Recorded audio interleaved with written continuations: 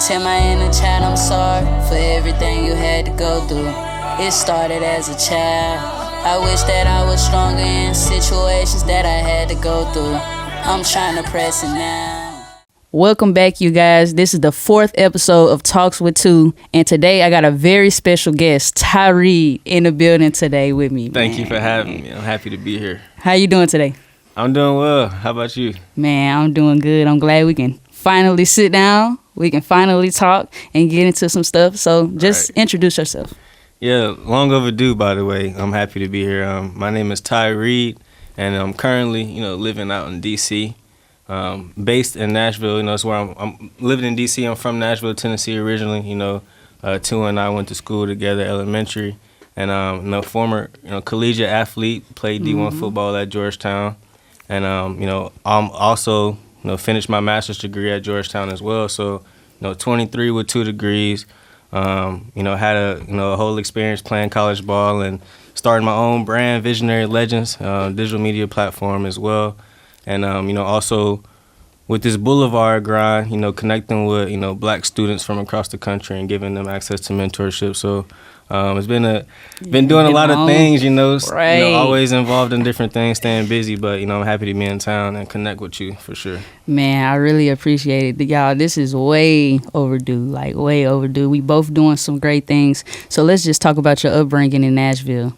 Yeah, so Nashville, Nashville, Tennessee upbringing was around, all around the city. I've been, I went to private school out in Battleground Academy, where I was able to play sports and, end up using that as a trampoline to transition to college. But, originally, was started off getting school at Napier, pre-K through 4th grade. Right.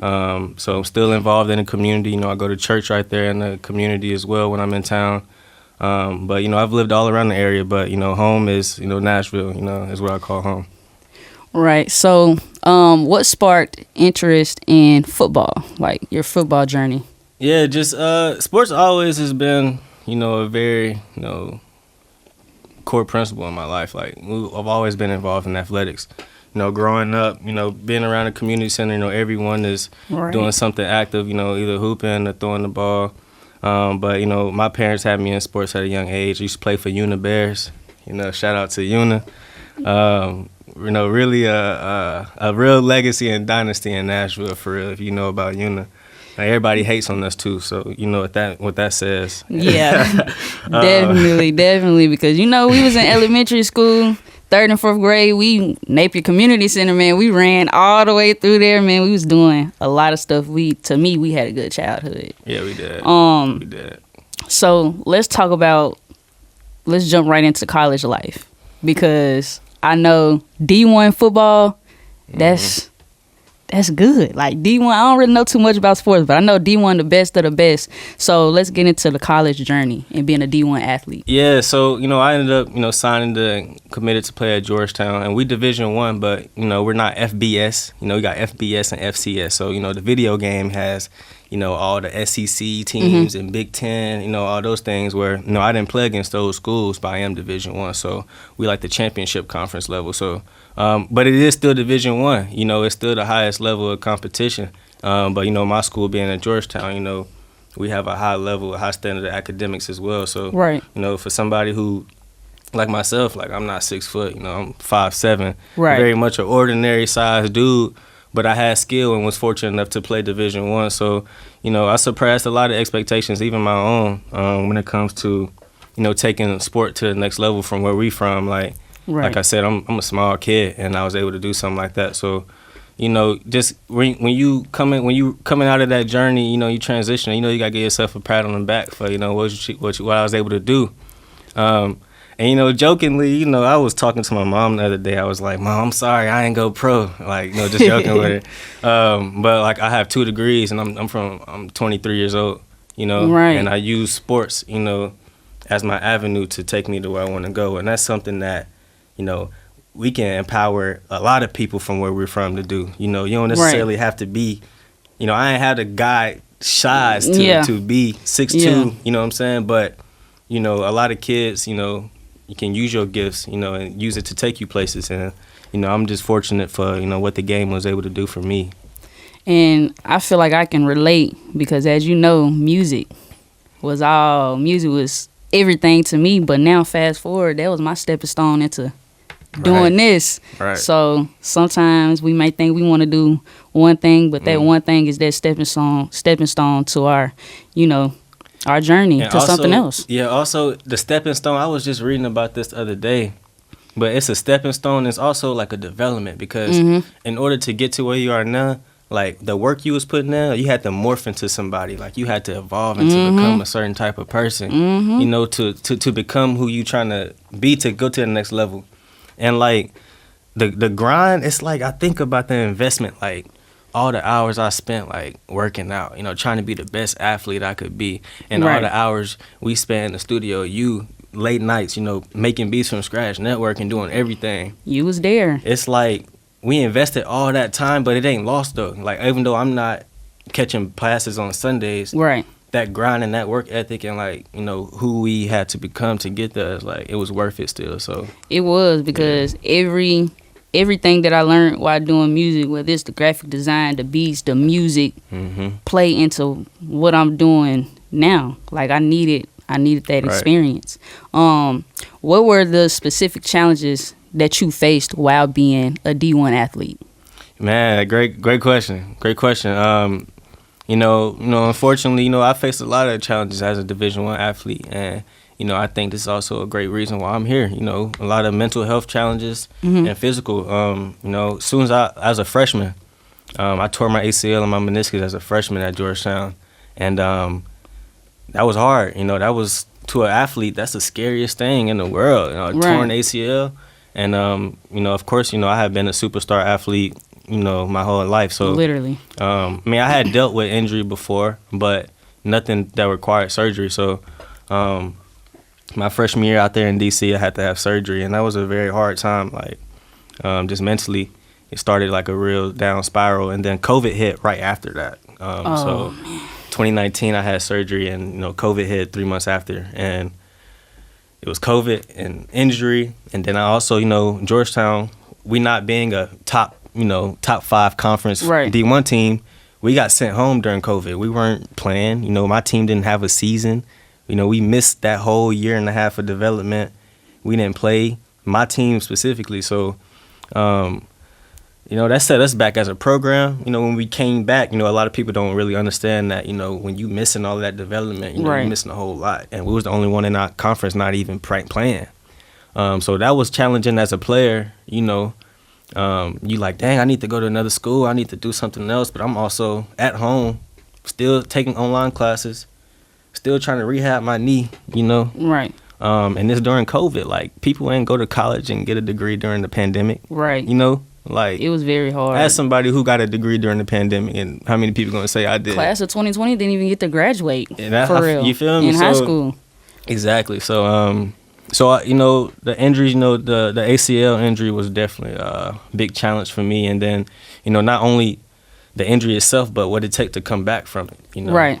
So that's a whole grind in itself. And, I ended up coming back 2 years later as a junior and still wasn't stable, like still was having setbacks, Still played 5-game seasons, out of 11, right. Didn't play full year. And then, but fortunately, I still had an extra year from COVID. We didn't play. So, just my work ethic, my leadership is still shine, and I still had the opportunity to return at Georgetown and get another degree. So you look at a blessing in disguise, you look at, staying down until you come up. Like, that's kind of how I feel with being able to get a master's. It kind of just feel like, it kind of felt like I scored, because I had faced a lot of adversity on the field and it took so much from me. I still was able to win in the end, Yeah. Yeah. So, as far as like the injury go, who did you have that was a support system during that time of your injury? Like family, coaches, because I know they had to be hard on you. Like, dang, like I'm D1 freshman year and this already happening to me. Yeah, so I'm sure you went through a lot of changes. So who could you, talk I mean, to? I internalized a lot, honestly, like just who I am, like the type of person I am. Mm-hmm. I sucked a lot of it up. And it did make me tougher. It made me stronger. But, right. I did have an outlet. I did work with our mental health psychiatrist. We had student athlete, mental health therapists And that's one thing I'm very happy about at Georgetown, is that they really support that environment for our student athletes. So, just being able to tap in with, Dr. Simone Biles, who was one of the counselors for me. She was very, helped me during our sessions, make sure, I was organizing my thoughts, really helped me, dive into my core values and all those things, just helped me give me more direction. So, I definitely leaned into our sports counseling in the department. That really helped me, man, and gave me hope during, very, dark, dimmer times. Probably wasn't as sociable and really speaking out about how I was really feeling about things. But she definitely provided the space for me to heal. And I feel like that's good because as men, like we always talk about vulnerability and reaching out to somebody for help, whether it be therapy or just finding someone to confide into. So I feel like it's good that you actually like reached out instead of just holding everything in as a whole. You still went to somebody and, was able to speak about it. Yep. So what were the next steps in between, okay, so you had this injury going on, COVID hit. What was your mindset like coming back in junior year? Junior year, it was pretty weird, honestly, because like I said, I came back a junior. Right, so you skipped exactly. I'm an year. upperclassman. I'm an upperclassman, and it's 2 classes of new athletes on the team I ain't even met. So half of the team don't know each other. They looking at me like, you supposed to know what you're doing. I'm still learning too. Right. So junior year was a very, tricky time, and, coming back from that injury, I wanted to just honestly just get back consistent. I wanted to be able to practice for a month straight. You know what I'm saying? I wanted to be able to, make the travel team. I wanted to be able to get on the field. And, luckily it left, with, like I said, I came back as an upperclassman, so it was 2 classes of athletes who didn't even have experience, so I was still able to get opportunities even though I was still battling, but I still wasn't quite there yet.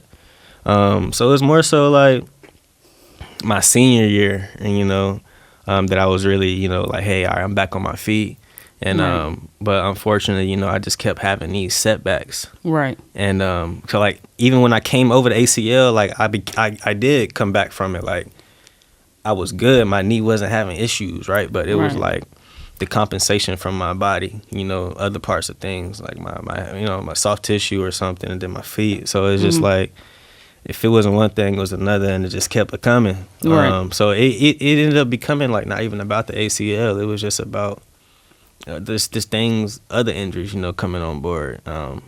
But everything that came, my mindset was to really just come out better, and every time I did have a setback, I always improved, like I always got better. And just that it built the resilience, it built like, a perseverance character and trait, so like, bro, I put a lot of work into football, and it was challenging, to not feel like I was getting a return. And but it's not about, it's about how you do things. So although football wasn't going right, I had other ventures that I was starting to explore. Like I said, during COVID, I came back home and I was with you a lot. Like we spent a lot of time during the weeks together in the studio being creative. And that space, although I was away from football, I was able to explore like other aspects of my interests, and that's when I came up with the platform Visionary Legends. Yes. And from then on, like, even though I was back at Georgetown and I had established Visionary Legends, like, that's kind of where I started. Football ain't going right. I'm more than just an athlete now, though, Right. So I'm going to keep trying. I'm going to keep going hard, but if it's okay. Like, I got VL. Like, VL is what I can fall back on, So I started just not shifting my energy. Like, I never stopped grinding. Like, I always worked the hardest. But, I mean, I wasn't worried about being the best football player no more. I had transformed myself, because if I had stayed stuck in that, I would have spiraled out of control. I would have been frustrated because it wasn't working, As much as I was trying, as much as I was working hard, like, it wasn't working for me. So I had to just, be open to the direction, like, hey, you more than an athlete, so it's time to start exploring those things. So, came across Visionary Legends, but also what I do now, the Boulevard Fellowship, recruiting, Black and underrepresented university students to join this fellowship program. Like, all that is because I started becoming more, Right. So I ain't make it pro, but, I still got motion. I'm still doing things I'm very passionate about. So, yeah, that's what that's what all that journey, it was hard, but it's about how you respond. So, I tried to make something from it. Because I remember in 2020, like, you was with me at the studio, and you just thought I was doing, like, the best thing ever. But our mindsets was completely different, because I was at that point where I'm trying to be the hottest producer in the city. Like, I'm just engineering everybody. I'm trying to, boost my career, and I was good. So when I seen you, because, I feel like I'm one of the ones that knew about Visionary Legends before, like, a lot of people. Like, when you first made the Instagram page. Yeah, you was there. And you just was so serious and was like, this is what I'm going to do. And then as the years pass by, you still doing it. Like, I don't watch Visionary Legends blow up. So at that point, I know you talked about the, transition into getting on it and the mindset. So what does Visionary Legends mean to you? Yeah, I mean, Visionary Legends is a platform that, just encourages people to be resilient, and empowers people from, similar backgrounds like us to just be the best version of themselves. Like, what it is, I call it a lifestyle brand. Like I said, I established it in 2021, but, what I've been doing since then, I've been so busy. Like, I've been an athlete. So calling it a lifestyle brand is because I'm living this out, It's not much that I can really do for y'all right now, but I'm going to build this out through my actions, and y'all going to see in a few years what Visionary Legends is, what it means to be involved in this community, this lifestyle, you know what I'm saying? But at the end of the day, it's just a platform to, collaborate and uplift the people I love, empower the community of people. And, I established it through, being resilient, I prayed on something. I prayed on the purpose, a direction, and came up with a name. So I just know it's a platform that, I want to use to just, help make the world a better place. And that's all it is, for real, And, now with me not being an athlete and, done spending all my time in class, I can start to grow and, do what VL is calling me to do, And along with Boulevard, the work I'm doing, it's allowing me to connect with people, network a lot, and expand VL at the same time, because, that's what I'm representing, So, yeah. So I've been seeing the Boulevard a lot. I know you've been doing, I think I've seen a couple interviews you've been doing, like you've been bringing people on to talk. So what's the difference between the VL and the Boulevard? Like, yeah, great question. I mean, it's a big difference. I mean, Boulevard, it's not my company. I work there. I love the mission of it. And, what I'm doing. So, Boulevard is a free fellowship program that, connects underrepresented, diverse university students to corporate mentorship, learning, and networking opportunities. And, my job, my mission, my core purpose is to recruit the students, let them know about our offerings, let them know about our program. So that's just, that's the engine. That's just what keeping me connected with people. VL is... That's the brand, that's my brand, that's my creative outlet, that's my platform to be able to inspire the world. So they're two distinctly different things. Does it have overlap? Yeah, because I'm in a position to be able to connect and network with students. And so, yeah, I mean, at the end of the day, being able to empower my community is what VL is all about, and that's what Boulevard is allowing me to do. Yeah, and I feel like, so is Boulevard is directly centered to Black men, right? No, it's actually... Or it's open? Yeah, it's open to all Black, brown university students. No matter what, a wide range of industries, whether it be professional services, tech, law, media, whatever the case may be, whatever students are trying to branch into, we help them get the exposure, the mentorship. And, also, just being able to network, it's not about what you know, it's about who you know. So, being able to surround yourself with, peers, from across the country, and also, a professional network, is is invaluable, you know, and we really need to, you know, Black and brown people, we really need to start tapping in and networking and, you know, it's making the most of these opportunities. So, you know, while I have this ball, you know, I'm going to try to pass it to and share it with as many people for sure as I can. Exactly, and that's exactly how you're supposed to do it. So how important do you believe community support is for mental health, particularly for African Americans? I mean, it's very important. I know, just honestly, just being a source for someone who can listen and provide hope for someone. You know, in a age and a time where, you know, there's so much overflow of information and everybody is, you know, scattered around trying to find information from things. Like, just being a present help for somebody, it can go a long way. And you know, a lot of trauma exists in the African American community, you know, Yes, which is understood, and you know, that's something that, you know, is passed down, you know, through generations, and you know, oftentimes that's just stuff that we need to proactively be seeking therapy and counseling, you know. Yes. Because those issues don't just disappear, you know. Nope. So we can't. We know our history, but what are we doing about it? You know, what about the effects of the histories and traumas that we done been through? How are our families responding to it? Like, we all aware of it. We all know it's embedded in our souls. Right. But so how can we fix it then? Like, how can we rebalance this? And we're not answering that question. So I definitely encourage, you know, just, and it start with self-love. You know, once you learn to love yourself, man, you'll love your neighbors a lot more.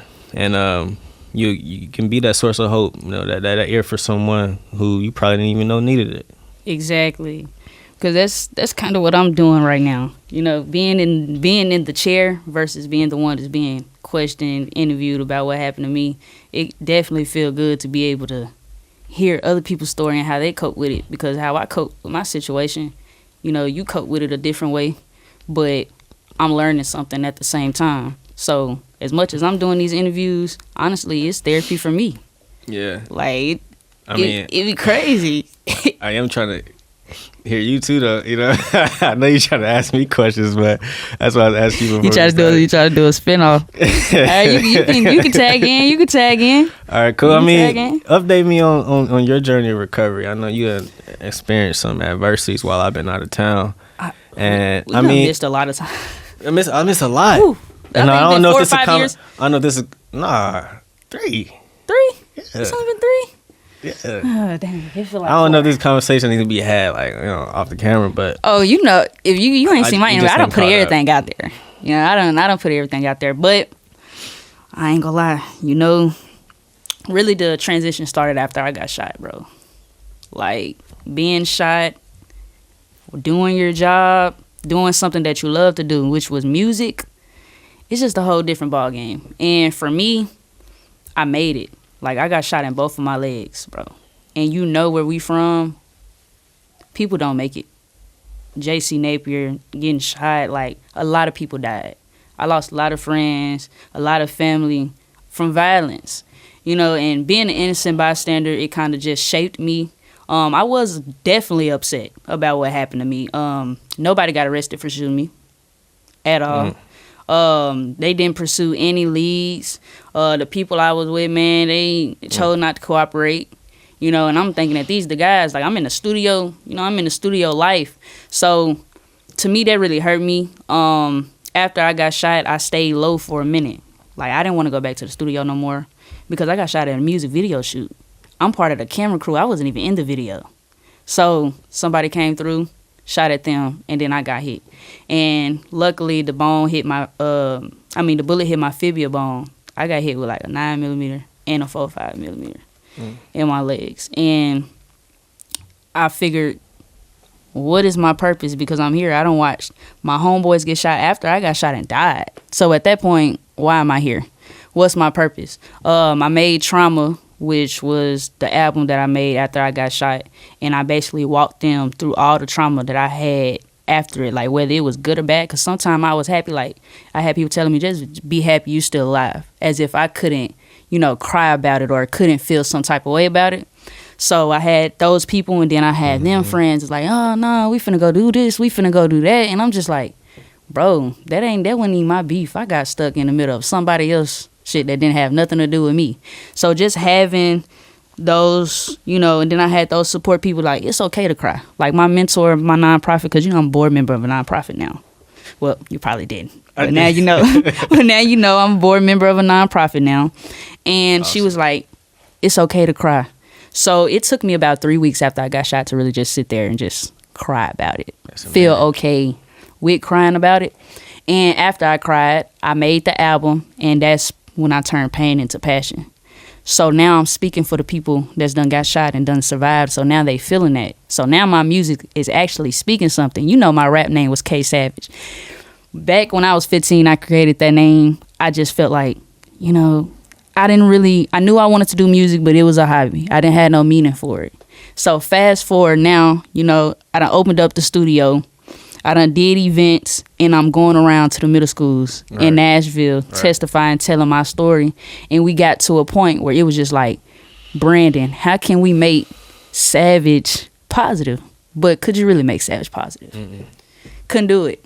It just wasn't working. So I'm in here talking to 6th, 7th, and 8th grade. In March, I went to John Early Middle School, and they gave me my own classroom to play my music and tell my story. I reached 400 kids across 3 days. And I was just like, dude, I don't want them looking up thinking that I'm a savage. You know, because as growing up, you listening to music, it's like all about your environment, what you listening to. Whatever you bringing in, that's what you putting out. So at the time, I'm listening to these artists that got savage in their name. It's a lot of violence and this, and that. But whole time, that's not even what I'm about, though. So I feel like the transition was, I mean, my spirituality, it played a part in my transition in my name, because Intute is my soul name. Like, that's something that I went within, found out about, and it's rare, and it's one of one. And I told my management, as far as like music, like, hey, I want to change my name. Like, how much is it going to offset? And he was like, man, do it. It's rare. Like, if you look up on Google right now, all these savages popping up. Like, fast forward now, it's a K Savage that's out that literally same as mine, but I done already left that. So it's just like, okay, you look Intute up, you know, Intute stands for intuition. Like, finding out more about myself, where I came from. That was something that I wanted to know after I got shot. I just had to know. I just had to go within, find myself.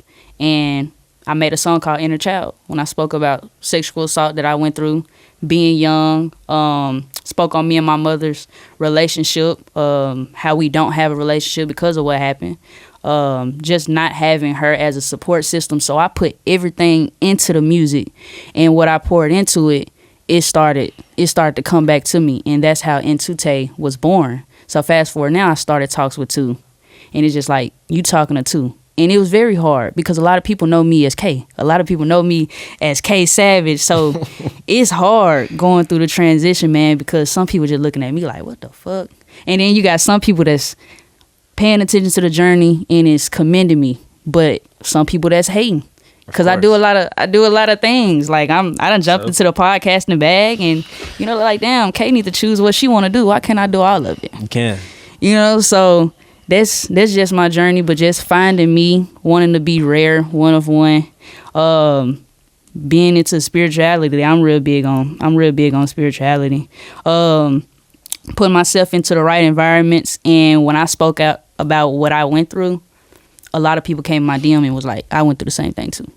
Like, I went through it too. So now at this point, I'm just thinking, how can I help others? Like, I mean, I know I helped me by releasing my song, but my song helped others. So now I have people actually wanting to speak up. So what can I do? Right. And that's what started the podcast. That's inspirational for real. You inspiring me. Bro, you inspiring me. You was inspiring me a long time ago, because your mental was like where you was then. I'm there now, because you know. I'm glad you're doing what you're doing, and I'm just like we've been in that space like 3 years ago during COVID. Like, you was in that creative room, and that felt like damn, okay. Like Willy Wonka factory to me, the chocolate factory. I definitely think you was at the studio you was there with me like every day. Yeah, for real. You even hopped on the mic. Shit, I wasn't gonna talk about that. I done spilled it. I'll cut it out. I do have a song, you know, we recorded called "Grinding Every Day." Yeah, I like it. I haven't showed grinding the every world. day, bro. Cause you, like, I'm glad that I can be an inspiration for others, bro. Because if you ask Miss Love, we had the light in front of us in 3rd grade, bro. We was the smartest in the class. Remember we had that little art thing at McGavick? Yeah, Bro, we definitely was one of them ones, and Miss Love definitely seen it. But I've been eager to know about your journey in college, because I'm like, dang, like, what's this man? What he doing? So college, you know, college is, you know, you got school, and then you got the full-time job with sports. That's a full-time job. So I was busy. Like, I mean, DC. Let me talk about Washington, DC. Like, right, DC. I know that's different from the Ville. It's definitely different from Tennessee, the Ville. period. Yeah, and I'm glad I chose to, like, you know, I chose Georgetown because I wanted to be in DC. DC is awesome. You know, Georgetown itself is a cool place to go to school. You know, it's kind of pocketed, and then you can explore DC on its own. But like just being able to go to school, you know, in a different, you know, time zone, being from here was, you know, a blessing. And, you know, I really don't take that for granted. But yeah, you know, just being busy with school, football, and then, you know, I was involved on campus. You know, I used to be the president of our Black Student Athlete Coalition. So I was always involved with, you know, networking with different students and hosting events. And then, you know, with the Boulevard thing, you know, I started that as an intern. So, you know, once I began that, you know, that's something I kept going. I kept doing that as an upperclassman. I kept networking and kept on, you know, pushing that mission too. So I looked at, you know, college as like a business trip. Like, I'm going to come out here, I'm going to get these degrees, I'm going to network, you know, I'm going to scrape up these opportunities that's coming in front of me. You know, from the city, I'm gonna hustle. We're gonna hustle. You know, I ain't come out here for no reason. And what's the 2 degrees that you have again? Yeah, so my bachelor's in sociology. You know, I study sociology. I minored in philosophy, and then my master's is in public relations and communications. So I'm really proud. I'm really enjoying, you know, this master's program. I actually, you know, I chose that major. I honestly, you know, wasn't sure if I wanted to be a PR specialist, but I knew I wanted the skills. You know, I knew I wanted the writing skills. I wanted the comm skills. You know, I wanted the media skills because, you know, I understood that, you know, Visionary Legends was what I, you know, that's the brand. Right. So what skills can I do? What skills can I obtain to help me, you know, become a better entrepreneur, become a better businessman? So, you know, I chose PR and comms. And I mean, honestly, you know, I came to DC thinking I might have wanted to be a lawyer. For real? Yeah, so I'm still not sure, but because I'm not trying to go to school. I'm not trying to go back to school right now after all these years. Bro, just like, nah, I'm trying to do something else. Yeah, I need a break. I'm just going to grind right now, you know. Right. So, as a young entrepreneur, how do you balance the demands of your business and with self-care and mental health practices? Yeah, that's something I'm trying to figure out right now. Like, this is my first season not playing sports since I was 5. You know, so literally for, you know, the past almost 2 decades of my life, I've been playing football right now. So it's a different.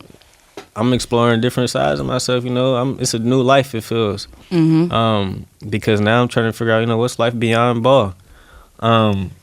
And I work a lot, you know, like when you enjoying what you do, and I got it's different. I got the flexibility to, you know, work hybrid some days. You know, I have my in-person meetings when I get those booked. So, you know, I work a lot. You know, I'm very passionate what I want to do. I want to win. I want to be successful. I'm a grinder. I used to grind hard as an athlete. It's the same. Right. It's the same muscles. That same grind that you had on the keyboard. The same grind you taking across on tour now. So it's the same thing. I still work hard. You know, the grind, like, it don't stop.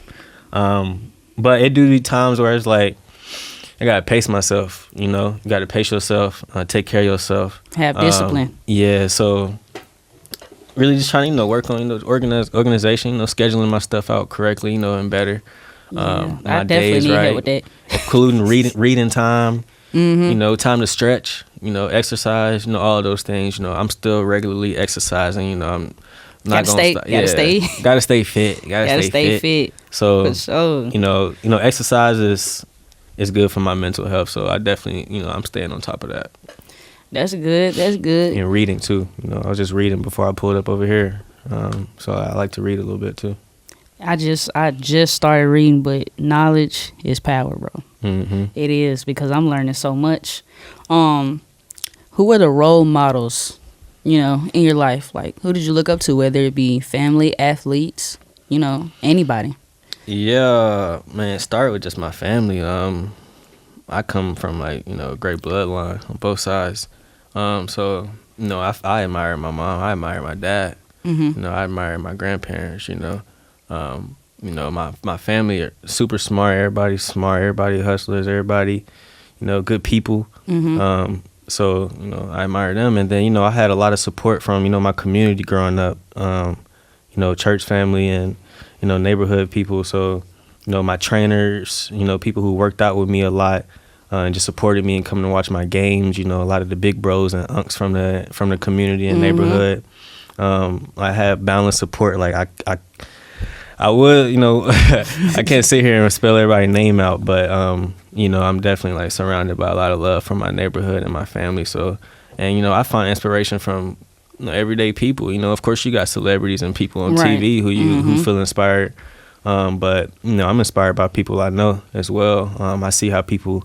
I see how, my family grinding, work these jobs, and I see how, my mentors and my unks are, fathers and husbands, to their Right. family and how they carry themselves in different environments. I pay attention to my people, so I learn a lot from people around me. So, I mean, celebrities and stuff, artists, I'm Right. inspired Definitely. by some of those as well. But definitely just the community and the people I have access to inspire me a lot as well. That's what's up. So, what do you see for yourself in the future? What do you have coming up with Boulevard, Visionary Legends? Yeah. In the future, I'm working on creating a 5-year plan. Honestly, because like I said, this is my first year not playing football. So Right. I'm trying to, 2 degrees, and now I'm trying to figure out what exactly I want to do with the next 5 years. What do I want to see myself? I'm working on that. Mm-hmm. But what I have going on right now is I'm going on tour with Boulevard. Right now I'm in Nashville. I've been in Nashville connecting with students from Vanderbilt, Fisk, and TSU. We've got some students from there involved in our Boulevard Fellowship. So next is LA. Going to visit UCLA and some of the Claremont Consortium schools, and then back to DC. Got a large network of fellows out there in the DC area, of course, because that's where we started.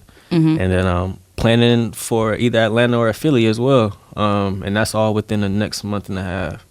Oh, so you finna be gone, man. So yeah, it's recruiting season. I'm on the road, and then like I said, I'm based in DC, so I'll find my way back there. But just pushing this mission. Right. It's a resource, I want to help people, so I'm push as hard as I can while we're recruiting, and we're gonna see where it goes. We're gonna definitely tag you as a resource for people that definitely Awesome. come on here Yeah, as well. students, college students, tap in with Boulevard. We're a free fellowship program looking to connect you all with the mentorship, the learning, the networking to just help you proactively navigate your career beyond school.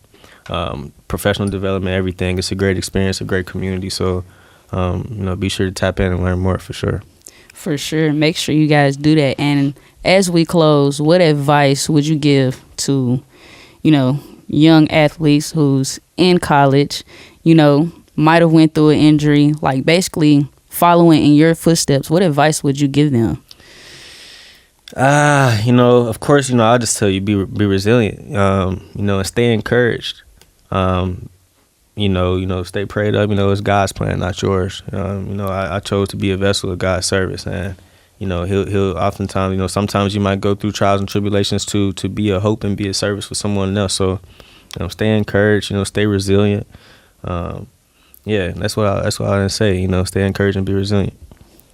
Definitely. Well, y'all hear that, man? It was really nice sitting down talking with you, and bro, I better not go another 3 years without seeing your ass again. So hopefully when we be on tour, we might be a tour in the same little spot. Yeah. You feel me? I'm gonna have to hit you up, man, for sure. But Absolutely. It was definitely a pleasure sitting down with you, man. Wow. And Bro, this one for the books. Most so def. y'all make sure y'all stay tuned. Make sure y'all subscribe to Talks with Two. We're gonna drop all of his links so you can contact him, get in touch with everything he got going on. So yeah, Thank you. that'll be a wrap. Appreciate you, Ty. Thank you. I appreciate you. Thanks for having me. You're welcome. I'm sorry for everything you had to go through.